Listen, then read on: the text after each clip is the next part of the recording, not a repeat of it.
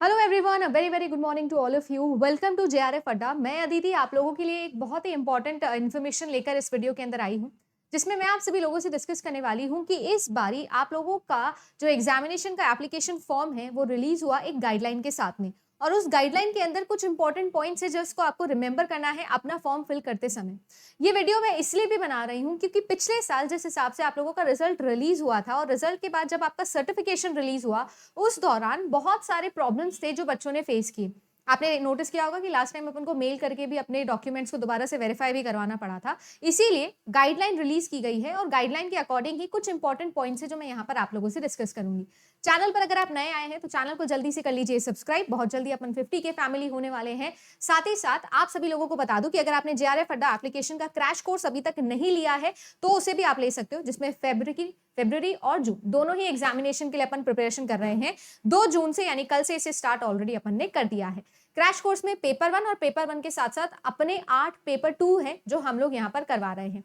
मेरा subject of course आप जानते हो पेपर 1 और साथ ही साथ कंप्यूटर साइंस एंड एप्लीकेशन में आप लोगों को पढ़ाती हूँ। तो जेआरएफ अड्डा एप्लीकेशन के एटम बैच में जाके आप फाउंडेशन और क्रैश कोर्स दोनों ही क्रैश कोर्सेज को और फाउंडेशन बैचेस को यूज कर सकते हैं अपनी प्रिपरेशन के लिए, हमारे साथ आगे बढ़ सकते हैं। 10% इंस्टेंट डिस्काउंट भी आपके पास में अवेलेबल था, जिसकी वजह से कल रात को बहुत सारे मेल्स हमारे पास आए और फाइनली इसे हम 2 दिन के लिए एक्सटेंड कर रहे हैं, यानी कि आज और कल के लिए भी आपके पास में है। तो आप NY10 कोड लगा के भी 10% डिस्काउंट के साथ में इसे यूज कर सकते हो, राइट। इसके अलावा भी आपको पता है यूट्यूब पे भी totally free of cost batches आप लोगों के चल रहे हैं, जिसमें मैं आप लोगों को रोज 11 बजे आके पढ़ाती हूँ। तो अगर मैं बात करूं आप लोगों की इस नोटिफिकेशन की, इस पूरे के पूरे स्कीम में कुछ ऐसे बातें हैं जो आप लोगों को याद रखनी है। सबसे इंपॉर्टेंट बात अगर इस एप्लीकेशन फॉर्म में हम लोग याद रखें तो वो है आप लोगों का एज फैक्टर। अगर बात की जाए तो आप लोगों का जो जेआरएफ का मिनिमम एज होता था, सॉरी जो मैक्सिमम एज होता था, इससे पहले वो 31 और 32 कर दिया गया था।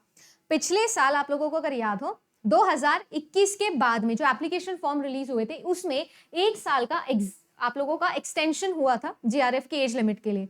बट इस बार दोबारा से आपकी एज लिमिट जो है उसे वापस से 30 इयर्स कर दिया गया है। जितने भी स्टूडेंट्स हैं जिनकी उम्र 30 साल से बड़ी है इस महीने से, राइट, जो फरवरी वाला एग्जाम होगा उससे, अगर 30 साल या उससे बड़ी आपकी एज है तो आप जेआरएफ के लिए यूआर कैटेगरी के लिए एलिजिबल नहीं है। इसमें 5 साल का एक्सटेंशन आप लोगों को दिया जाता है और वो 5 साल के एक्सटेंशन के अंदर सभी के सभी विमेन कैंडिडेट्स भी आते हैं, चाहे वो किसी भी कैटेगरी के हो, SC, ST, OBC और EWS, साथ ही साथ PWD और भी आप लोगों के कुछ एग्जेम्प्टेड कैटेगरीज है, उनके अकॉर्डिंग 5 साल का रिलैक्सेशन है जो आप लोगों को दिया जाता है। तो 30 + 5 यानी कि या तो 30 साल यूआर मेल के लिए और बाकी सभी जो भी आप लोगों के एग्जेम्प्टेड लोग हैं या जिनको कह सकते हैं एज रिलैक्सेशन जिनको मिला हुआ है, 5 साल का एक्सटेंशन उनको दिया गया है। विमेन कैंडिडेट भी इसी में आते हैं। कल से काफी सारे स्टूडेंट्स हैं जिन्होंने मुझसे ये चीज पूछी, तो इसीलिए मैं इसको यहाँ पर बता दे रही हूँ। इसके अलावा अगर मैं आप लोगों से यहाँ पर बात करूँ तो इस एप्लीकेशन फॉर्म में कुछ और आपके अपेंडिसेस और एनेक्चर्स है, जिस पर एक बहुत इंपॉर्टेंट एनेक्चर्स भी है जिस पर मैं आप लोगों का डिस्कशन वीडियो दूसरा बनाऊंगी। फिलहाल अगर मैं बात करूं यहाँ पर ये पूरा कंप्लीट आपका एप्लीकेशन फॉर्म है।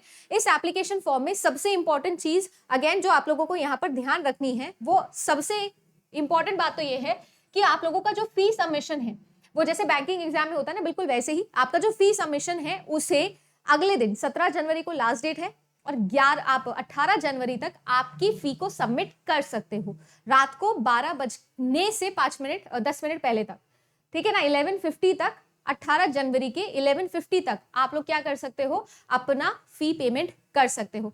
फीस वगैरह सारी चीजें सेम है, सब कुछ बिल्कुल सेम है। इस बार जो चेंज और अपडेशन यहाँ पर आपको देखना मिला है वो मिला है ये कि आप लोगों को यहाँ पर अच्छे से बाकायदा पूरा का पूरा इंफॉर्मेशन दिया गया है कि कब आप लोगों का एप्लीकेशन फॉर्म रिलीज होगा, कब क्या क्या चीजें होगी, ये सारी चीजें बाकायदा दी गई है। कौन से शिफ्ट में एग्जाम होगा, कैसे नहीं होगा। 2 इंपॉर्टेंट क्वेश्चन जो मेरे पास और आ रहे थे कमेंट सेक्शन के अंदर, सबसे पहला, क्या नेगेटिव मार्किंग इंट्रोड्यूस हो गई है, क्योंकि पिछले 2 साल से बहुत हवा इसके बारे में बन रहा था। तो जी नहीं, अभी भी नेगेटिव मार्किंग इंट्रोड्यूस नहीं ही हुई है। अगेन वैसे ही बिल्कुल सेम तरीके से नो नेगेटिव मार्किंग के साथ पेपर 1 और पेपर 2 50 क्वेश्चन और 100 क्वेश्चन, तो इस तरीके से 150 क्वेश्चन 180 मिनट में आपको करने हैं। दूसरी इंपॉर्टेंट चीज, बीच में ब्रेक अगेन आपको नहीं मिलेगा। एक और चीज जो बच्चा बार बार मुझसे यहाँ पर पूछ रहा है, वो पूछ रहा है मीडियम को लेके। तो मैं आप सभी लोगों को बता दूं कि आप लोगों को जब एप्लीकेशन फॉर्म आप लोग भर रहे हो उस समय पर एक मीडियम चूज करने बोला जाता है, या तो हिंदी या फिर इंग्लिश आप चूज कर सकते हो, दोनों नहीं चूज कर सकते हो। फॉर एग्जाम्पल मान लीजिए कि आप इंग्लिश मीडियम से हैं, बचपन से इंग्लिश मीडियम से आप लोगों की पढ़ाई हुई है, तो आप इंग्लिश चूज करिए। अगर आप हिंदी मीडियम से बिलोंग करते हो तो आप हिंदी मीडियम चूज करिए, बहुत ही ऑब्वियस सी चीज है। बट यहां पर ऐसा नहीं है कि एग्जामिनेशन के अंदर आपको पेपर जो है वो उस मीडियम में नहीं दिखेगा, ऐसा नहीं है, ठीक है ना। पेपर आप लोगों के लिए दोनों ही मीडियम के अंदर आएगा, तो उसकी टेंशन मत लो।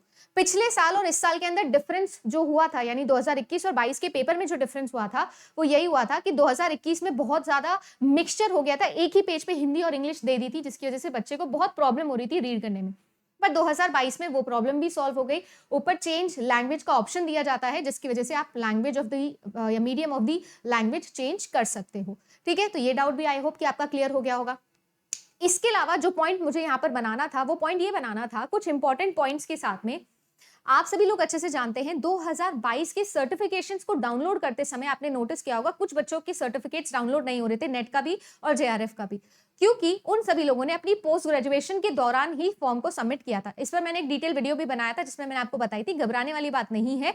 अगर आप सभी लोगों के फॉर्म फिलिंग करते समय आप अपने पोस्ट ग्रेजुएशन में हैं या फर्स्ट ईयर में हैं या फाइनल ईयर में हैं, तो आप लोगों के जो डॉक्यूमेंट्स है वो पूरी तरीके से वेरीफाइड नहीं कर पाया होगा एनटीए, तो उसने आपके कुछ और वेरिफिकेशन के लिए डॉक्यूमेंट्स मेल पे मांगे थे, एक मेल आईडी आपको दिया था, आपने उसे मेल किया और सेंड हो गया।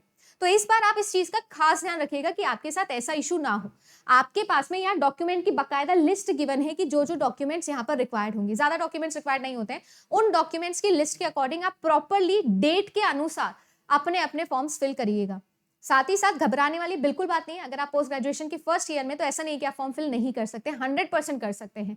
समझ के रखिएगा, नेट या आपको यूजीसी 2 साल देता है, आपके नेट क्वालिफाई होने वाले दिन से 2 साल आपके पास है, आप उसमें अपना पोस्ट ग्रेजुएशन कंप्लीट कर सकते हो। इसमें भी वही चीज लिखी हुई है, ये पूरा गाइडलाइन जब मैंने पढ़ा तो ये चीज आप लोगों की यहाँ पर भी निकल के आती है।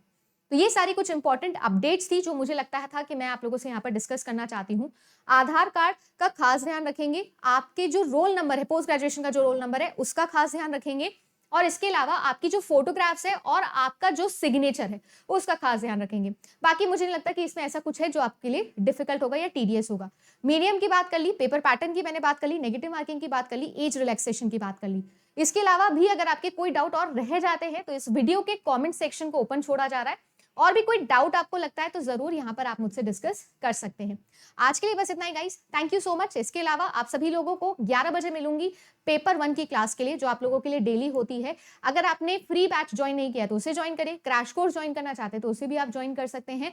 आप सभी लोगों को अब अपनी तैयारी डिले नहीं करनी चाहिए। Good luck and have a nice day.